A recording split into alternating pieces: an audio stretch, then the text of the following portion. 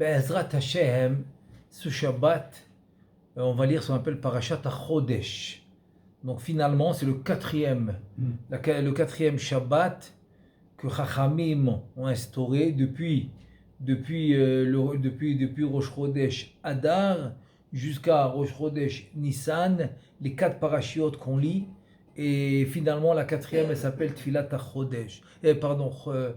Parashat HaChodesh, qui est en fait dans Parashat Bo, qui va désigner le mois de Nissan comme le premier mois de l'année. Chodesh Hazeh Lachem Rosh Chodashim Lechodshe Hashana. Donc on a une mitzvah de compter les mois à partir de Nissan. Qu'on dit le premier, le deuxième, le troisième, on doit commencer par Nissan. D'ailleurs, c'est pour cela que le Ramban, il dit que même si tu vas écrire une date loazit, c'est-à-dire une date en goy, n'écris pas le numéro du mois. C'est-à-dire par exemple si c'est le 2 février, n'écris pas 2. Tu mets le 2 et le mot février. Et le mars, pareil, 2, et tu mets le mot mars, etc. Pourquoi ? Parce que quand tu vas mettre le compte des mois, c'est que dans la Torah que c'est écrit, c'est les mois de l'année hébraïque. Donc quand je vais dire numéro 2 ou 3 ou 4, c'est les mois hébraïques. Le 2, donc c'est Chodesh Iyar, le 3, c'est Chodesh Sivan, le 4, c'est Chodesh Tammuz, etc., etc. Tout va à partir de Chodesh Nissan, qui est le premier mois. Donc ça, c'est rien que, entre parenthèses, pour dire la mitzvah de compter les mois de l'année qui commence en Nissan, c'est une mitzvah. Bon, juste pour donner un petit exemple, quand par exemple on va annoncer un jeûne dans le prophète, on va dire par exemple Yom HaRevi. Donc en vérité, c'est pourquoi il s'appelle Revi, le quatrième. C'est quoi le cas ? C'est pas le quatrième jeûne, non, c'est le quatrième mois, qui est le quatrième mois qui est Tammuz. Je vais dire, donc c'est le 17 Tammuz. Par exemple, je vais dire Tzom HaChamishi, qui est en fait dans le 5e mois. Donc ça va être le Tisha B'Av, qui est dans le 5e mois, qui est Av, etc. La même chose dans, on va dire par exemple dans Tishrei, Tzom Gedalia, on va dire Tzom HaShevi'i, etc. Donc c'est le jeûne qui est dans le 7e mois, qui est Tishrei, etc. Bon, je ferme la parenthèse. Ce que je voulais maintenant essayer de comprendre, c'est quoi ce renouvellement-là qu'on doit mentionner d'Afka le mois de Nissan. C'est évident qu'il y a un renouvellement qui est d'Afka pour maintenant. C'est pour ça que justement on est obligé de lire cette paracha avant le Rosh Chodesh Nissan. Donc puisque Rosh Chodesh Nissan, Bezrat Hashem, il va tomber mardi prochain, donc on doit le lire avant, qui est le Shabbat, juste avant. Donc premièrement, juste pour une deuxième parenthèse, par rapport à la grande question qui se pose entre la machloket de Rabbi Yoshua et Rabbi Eliezer. Rabbi Yoshua il dit que le monde a été créé en Nissan. Rabbi Eliezer il dit que le monde a été créé en Tishrei. Donc Rabbi Yoshua qui dit que le monde a été créé en Nissan, a priori, Rosh Hashanah doit se faire en Nissan. Et Rabbi Eliezer qui dit que le monde a été créé en Tishrei, donc Rosh Hashanah il va se faire en Tishrei, comme on fait. Donc ça veut dire que quoi ? Ça veut dire que Rabbi Yoshua, il a fait Rosh Hashanah en Nissan. Alors j'ai posé la question à quelqu'un, il m'a dit oui. Eh bien en fait non, puisque Chachamim ils l'ont pas mentionné. Quand par exemple un Chacham il faisait quelque chose de différent des autres, on le mentionne. Quand par exemple Rabbi Eliezer, que lui permet de faire les ustensiles de la Brit Mila quand il tombe le Shabbat, donc dans son endroit, ils étaient Mechalel Shabbat pour faire par exemple le couteau, s'ils avaient besoin d'un couteau qu'ils n'avaient pas, qu'ils avaient besoin d'un couteau pour la Brit Mila. Comme c'est permis de faire la mitzvah, on peut faire aussi les ustensiles qu'on a besoin pour la mitzvah. Donc dans son endroit, c'est écrit dans la Gemara qu'il pouvait le faire. Alors que là, c'est mentionné nulle part. Nulle part c'est mentionné que Rabbi Yoshua il faisait Rosh Hashanah en Nissan. Donc c'est pour cela que le Rashash, en fait, il te dit, c'est pas du tout le pshat. Il n'y a pas ce pshat que si le monde est créé en Nissan, donc on va faire Rosh Hashanah en Nissan. Pas du tout. Il dit qu'en fait en Nissan, c'est la création des Neshamot. Et en Tishrei, c'est la création des corps. Donc Nissan, que c'est la création des Neshamot. Donc les Neshamot ont été créés avant le corps. Donc Adam Arishon, qui est le corps, qui va inclure tous les Neshamot de Am Israël au départ, donc lui il va être créé en Tishrei, c'est le corps. Mais les Neshamot, ils sont créés en Nissan. Ça c'est la réponse du Rashash, Alav Shalom. Donc ça veut dire que c'est le renouveau ici, qu'on doit le renouveau qu'on doit faire, renouvellement, pardon, qu'on doit faire, c'est par rapport au Neshamot. Donc ça veut dire que c'est par rapport à la Pnimiyut, à l'intérieur de l'homme. En quoi maintenant on doit faire un renouveau dans le mois de Nissan? Alors, si on voit le Zohar Kadosh, quand il va mentionner le mois de Nissan, il va dire Bachodesh Harishon Deihu Arba'a al-Asar Avdinan Pesach. Donc, quand il va mentionner le mois de Nissan, il va tout de suite mentionner le Korban Pesach. Il dit Bachodesh Harishon. Alors, Chodesh Harishon, on l'a bien dit que c'est Nissan. Il te dit Ihu. C'est quoi Ihu? C'est lui. Donc tu devais t'attendre à dire que quoi? Ihu, Chodesh, Nissan. Non, c'est lui, c'est le 14 Nissan où tu dois amener le Korban Pessah. Ça veut dire quoi? Pourquoi il a fait dépendre? Il a fait dépendre le mois de Nissan, qui est le premier mois de l'année, il a fait dépendre du Korban Pessah. Grosse question qui se pose. Alors je pense que Bessiata Dishmaya, qu'en fait la réponse, elle est là. C'est qu'en fait le renouveau doit se faire par rapport à la kavana qu'on doit avoir dans le Korban Pessah. Parce qu'en fait, il y a deux questions principales qui se posent. La première question, c'est que la raison pour laquelle on a fait le Korban Pessah en Égypte, il te dit le Zohar Kadosh, c'est pour égorger, c'est-à-dire pour faire la shrita de leur divinité des Égyptiens, de faire la shrita de leur divinité.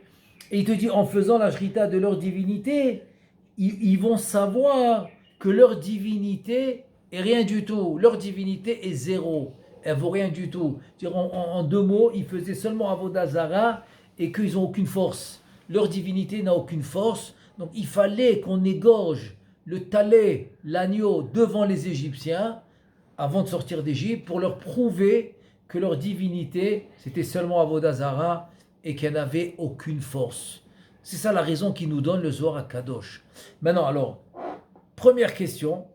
Alors, quand on est sorti d'Égypte, quel kavana on doit avoir? Maintenant, si on fait le calcul, alors, dans le désert 40 ans, il n'y a pas eu de Korban Pessah.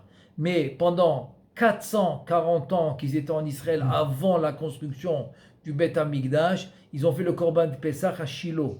Donc 440 ans, Korban Pessah à Shiloh. Ensuite, 420 ans, Korban Pessah au premier Beth Amikdash. Ensuite, 410 ans, Korban Pessah au deuxième Beth Amikdash. C'est-à-dire on est rendu à 1270 ans où ils ont fait le Korban Pessah. Alors, je ne comprends pas. C'est quoi la kavana qu'ils avaient? La kavana de tuer le Dieu des Égyptiens? Et de quoi? Et de dire, voilà, les Égyptiens, regardez, on est en train de tuer votre Dieu, donc il ne vaut rien. Donc c'était seulement Avodah Zara. C'est compliqué à penser ça. C'est compliqué parce que les Égyptiens, ils n'existent plus. Mais ce n'est pas les mêmes Égyptiens qu'il y avait à l'époque. Et on était en Israël. Alors au début à Shiloh, après c'est passé à Yerushalayim, au Beth Amikdash. Donc quel rapport avec les Égyptiens? Première question majeure. Deuxième question, et qu'est-ce qu'on fait nous? Ça fait 1954 ans, et aussi les 70 ans de Galout à Bavel, qu'il n'y avait pas de Korban Pessah.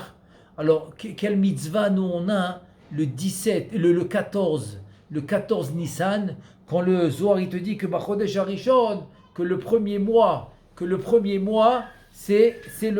passe directement au Korban Pessah. Donc moi je pense qu'il y a un lien. Il y a un lien. En fait, ce qu'il te dit de faire, c'est comme ça.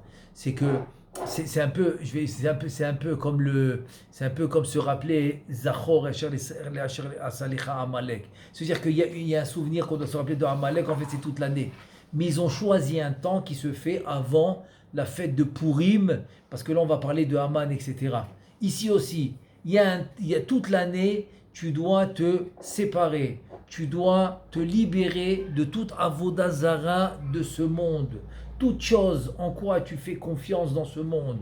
Si tu t'appuies ou tu fais confiance en n'importe quoi matériel dans ce monde, qui est pas Akadosh Baruch Hu, qui est pas la divinité elle-même, ça s'appelle Avodah Zarah. Que ce soit l'argent, que ce soit la force physique, que ce soit l'armée, que ce soit ce qu'on veut, n'importe quoi, que ce soit par exemple les connexions qu'on a avec les gens importants, etc. Tout ça, tous ces concepts-là de faire confiance à des créatures et à des choses matérielles, ça s'appelle Avodah Zarah. C'est-à-dire on est sorti du chemin. Donc une fois par année, de la même manière qu'on doit se rappeler, une fois par année, ils ont fixé un temps alors que c'est toute l'année. Pour Amalek, la même chose, on doit fixer un temps, même qu'on doit le faire toute l'année. Le temps, c'est avant Rosh Chodesh Nissan. On doit faire un nettoyage. On doit se libérer, se séparer de la Avodah Zara. Et c'est pour ça que le Zohar Kadosh, quand il va te dire le Iné, Bachodesh Harishon, des Ihu, il passe tout de suite au Korban Pesach. Arba'a al-Asar Avdinan Pesach. On va faire le Korban Pesach. Pour te dire, arrivé au moment. C'est-à-dire que maintenant, tu as 14 jours. Tu as 14 jours à partir du Rosh Chodesh Nissan. Tu as 14 jours pour te libérer, pour te séparer, pour te nettoyer de la Avodah Zara. De la Avodah Zara. Et c'est ça la Hitrachut. C'est-à-dire que la Hitrachut, c'est le renouveau. Le renouveau que tu dois faire et que tu dois te renouveler, c'est en fait retourner dans le droit chemin. Et là, on va comprendre qu'est-ce que la Gemara dans Shabbat a dit, que tout celui qui va respecter Shabbat avec toutes les halachot, comme il se doit, il te dit afilu oved avodah zara kedor enosh mochalin lo al kol avonotav. C'est-à-dire on va lui pardonner toutes ses fautes, même s'il fait la avodah zara comme la génération de Enoch. La question se pose, ok, dis-moi, quelqu'un qui respecte Shabbat comme il se doit, avec toutes les halachot, on va lui pardonner ses fautes. Très bien, qu'est-ce qu'il y a besoin de me mentionner? La génération de Enoch. Alors en fait, si tu fais attention dans le Chumash, c'est la première génération après Adam Arishon, qui va sortir du chemin. Parce que Enoch était le petit-fils d'Adam Arishon. Adam Arishon, après les 130 ans qu'il s'est séparé de sa femme au Gichot, qu'il a fait tchouva pendant 130 ans, après il a eu Shet, et Shet a eu Enoch. Donc c'est le premier qui est sorti du chemin et qui a fait Avodah Zara. Donc c'est pour ça qu'on mentionne le fait que tu vas garder Shabbat, on va te pardonner de toutes tes fautes. Et même si tu fais Avodah Zara comme Modor Enoch, ça veut dire en fait, ça mentionne l'Avodah Zara, ça s'appelle sortir du chemin. Comme Enoch qui est sorti du chemin, et bien si tu fais Shabbat, donc tu es en train de témoigner que le Créateur, c'est lui la divinité absolue, et Ba'al HaKochot Kulam, que c'est la force ultime de toutes les forces dans le monde, c'est cette divinité absolue, et c'est ça le nettoyage, et c'est ça le renouveau, c'est en fait de reconnaître dans le monde cette divinité et cette unité absolue dans le monde. Donc ça c'est l'idée principale de ce mois de Nissan qui est dans les Neshamot, qui est dans la Pnimiyut, qui est dans l'intérieur. Et pour cela, pour accéder à cela et pour arriver à cela, eh bien, il faut absolument mentionner la notion, parce que je l'ai mentionné maintenant de Adam Arishon, de la tchouva. Il faut savoir une chose, c'est que comment la tchouva elle peut marcher. Arrête, Rabbeinu Aramchal, dans le Mesilat Yesharim, il pose une question incroyable. Il dit, je ne comprends pas. Un homme qui a tué. Alors, la Lévaïa a été faite, l'homme il est mort, il a été enterré. Maintenant, ça c'est celui qui a été tué. Le tueur, il veut faire tchouva. Mais comment il fait tchouva? L'homme il est déjà mort. Premier exemple. Deuxième exemple. Un homme, chasvé shalom, il est parti avec une femme mariée. Maintenant, cette femme, elle est interdite à son mari. Puisque, comme la Gemara le dit, elle est interdite avec celui avec qui elle est partie, pendant qu'elle était mariée, et interdite à son mari. Ça, c'est Asur la Bo'el ve la Baal. Donc, elle est interdite aux deux. Maintenant, cet homme, il veut faire tchouva. Comment il fait tchouva? La femme a divorcé, il a cassé la famille. Je veux dire, le mal a été fait. Le mal a été fait. Dans le premier cas, l'homme, il est déjà mort. Dans le deuxième cas, le mal a été fait, elle doit quitter. Comment il fait tchouva? C'est la question de Rabbeinu Aramchal dans Mesilat Yesharim. Donc c'est une grosse question la tchouva. Parce que pour accéder à ce que j'ai dit, ce renouveau de se libérer de toute cette avoda zara qu'on vit tous les jours à travers la société et le monde matériel. Il faut la tchouva. Mais comment elle marche la tchouva? Il faut savoir comment elle marche. Alors finalement, on voit dans le Midrash un truc incroyable. Adam Arishon, quand il a fauté, il a pensé qu'il était cuit. Il était cuit, il n'avait rien à faire. Qu'est-ce qu'il pouvait faire?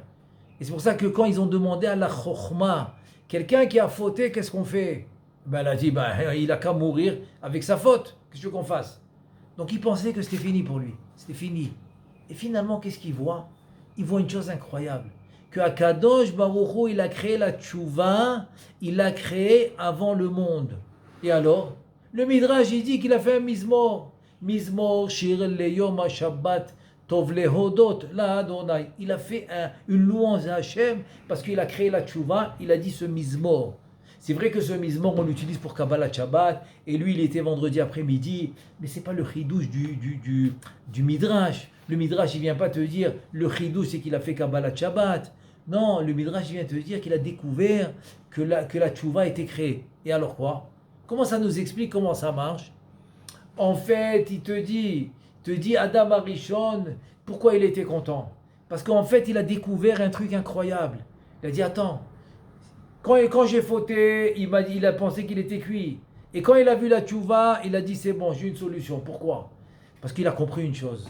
Il a compris une chose, que pour faire tchouva, il faut dépasser le système où on vit. C'est-à-dire que nous, on vit dans un système qui s'appelle le temps. Maintenant, tant que tu es dans le temps et dans ce système présent, tu ne peux pas faire tchouva, tu ne peux pas changer les choses. C'est pour ça qu'il dit Akadosh Baruch Hu lo vatran. Akadosh Baruch Hu, il ne pardonne pas. Kol mi shomer sh'Akadosh Baruch Hu vatran, yevatro me'oi. Chas v'shalom, il va prendre des coups s'il pense qu'Akadosh Baruch Hu, il est vatran, il laisse tomber. Non, il faut payer tout. Alors c'est quoi la tchouva? Comment la tchouva peut effacer, comme il dit Rabbeinu Chaim Vital? Il dit un truc incroyable. Il dit que la tchouva, elle est dans Ima. C'est pour ça que celui qui a fauté, il fait tchouva. Et Ima Ilaha, qui s'appelle la tchouva, elle a la possibilité de réparer les fautes de l'homme. Les fautes de l'homme, de les réparer complètement jusqu'à que le Rambam dit qu'après que tu as fait tchouva, alors l'homme maskirim lo, on lui mentionne même pas ce qu'il a fait. C'est-à-dire après 120 ans, un homme qui a fait tchouva, même que la majorité de sa vie, il a fauté, mais il a fait vraiment tchouva, il arrive en haut après 120 ans, on ne lui mentionne pas les fautes. Même pas mentionné. Pourquoi? Parce qu'il a fait tchouva. Donc on voit de là que la tchouva, elle peut effacer. Alors qu'est-ce que tu me dis qu'Akadosh Baruch Hu, il ne pardonne pas? Alors en fait, c'est que tant que tu restes dans le système qui s'appelle le temps, qui s'appelle le système où tu vis, qui est le temps, alors il n'y a pas de pardon. Il n'y a pas de pardon. C'est comme quelqu'un qui va au Beit Mishpat, qui va se faire juger par un juge. Il dit au juge, voilà, je fais tchouva. Il lui dit, tu n'as qu'à faire tchouva jusqu'à demain matin. Mais tu dois payer. Tu dois régler ce que tu as fait. La tchouva, tu l'as fait entre toi et ton créateur. Alors que là, non. Là, en faisant tchouva, tu arrives à Ima Ilaha. Et Ima Ilaha, en fait, c'est au-dessus du temps. Tu as dépassé le système qui s'appelle le temps. Dès que tu dépasses le système qui s'appelle le temps, tu es sorti du système. Quand tu es sorti du système, là on peut effacer, là on peut pardonner. Et sur ça, la Gemara n'a pas dit, ne dis pas qu'Akadosh Baruch Hu il est vatran. Sur ça, elle n'a pas dit ça. Parce que là on parle de Ima. Sur Akadosh Baruch Hu, oui, pourquoi? Parce qu'Akadosh Baruch Hu, ça fait partie de Zun. Kucha Bechu Shrinte.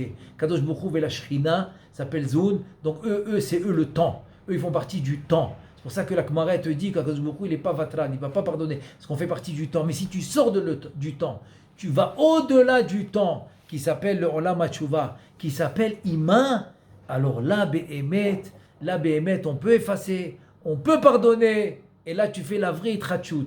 Tu fais le renouveau. Tu t'es renouvelé complètement de tout. Et de la Avodah Zara, qu'on court après toute l'année, et des Averot, Balminad, Chas v'Shalom qu'on a fait au courant de l'année, etc. Alors grâce à ça, on pourra se renouveler. Maintenant, je vais amener un autre exemple incroyable, avec Avraham Avinu. On a vu ça dans le Midrash, où on a vu ça, Avraham Avinu.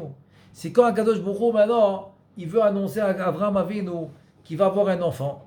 Maintenant, Avraham Avinu, il ne comprend pas comment c'est possible. Abraham Avinu ne peut pas avoir d'enfant, c'est clair. Sarah n'a pas de matrice. Sarah n'a pas de matrice, elle ne peut pas avoir d'enfant, c'est clair. Alors comment ils peuvent avoir des enfants?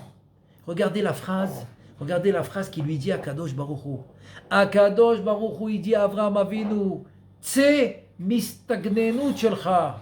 Et là, tu auras des enfants. Ça veut dire quoi? Ça veut dire quoi? Sors de tes... C'est quoi istagnenut? De tout ce qui fait partie de ce monde des astres, ce qu'on appelle les mazalot, dans tout ce qui fait partie de ce monde du temps. Sors de là-bas. Sors de ce monde qui s'appelle le temps et les astres, etc. Sors de là-bas, tu auras des enfants. Et c'est ce qui s'est passé. Et c'est ce qui s'est passé. La même chose avec Hannah. Hannah ne peut pas avoir d'enfants. Il n'y a pas un docteur dans le monde qui lui a donné espoir. Alors comment elle a eu des enfants? Hannah, c'est écrit dans le Pasuk, Vatit Palel al Hashem. C'est quoi al Hashem? Sur Hashem. C'est quoi sur Hashem? Encore une fois, sur Hashem, elle est sortie du temps. Elle est sortie de l'espace. Elle est sortie du temps. Donc elle est dans un monde qui s'appelle Ima, qui s'appelle la Bina. En dehors du temps, on peut tout changer. En dehors du temps, on peut revenir en arrière, on peut arranger, on peut changer, on peut effacer, on peut se renouveler. On peut se renouveler. Donc voilà, moi je pense que c'est une idée incroyable qu'on peut prendre avec nous, en cette nouvelle Bezrat Hashem. On peut l'appeler une nouvelle année parce qu'on a plusieurs renouveaux dans l'année, comme la Mishnah a dit, il y a quatre nouvelles années dans l'année, etc. Donc c'est sûr qu'on peut l'appeler une nouvelle année par rapport à l'année Shama, qui va être Rosh Chodesh Nissan, Benissan Igalu, Benissan Atedim Ligael, Benissan on a eu la Géoula, la rédemption, à Nissan on aura la rédemption. Donc on prend avec nous cette idée extraordinaire de sortir du temps, comme on fait dans Shabbat. C'est pour ça qu'on arrête tout, on sort du temps, et Bezrat Hashem, on se renouvelle avec une tchouva shelema, et là on pourra avoir Bet HaMikdash, et on pourra avoir Bezrat Hashem, le Mashiach Tzidkenu, et surtout le Pasuk qui dit Bezrat Hashem, les Nissim Veniflaot, qui met Tzetra Me'eretz Mitzrayim, Ar'enu Niflaot, de la même manière que tu nous as montré les Nissim Veniflaot à la sortie d'Égypte, alors Bezrat Hashem, tu vas nous montrer les Nissim Veniflaot très bientôt pour la Géoula Shlema. Amen ve Amen.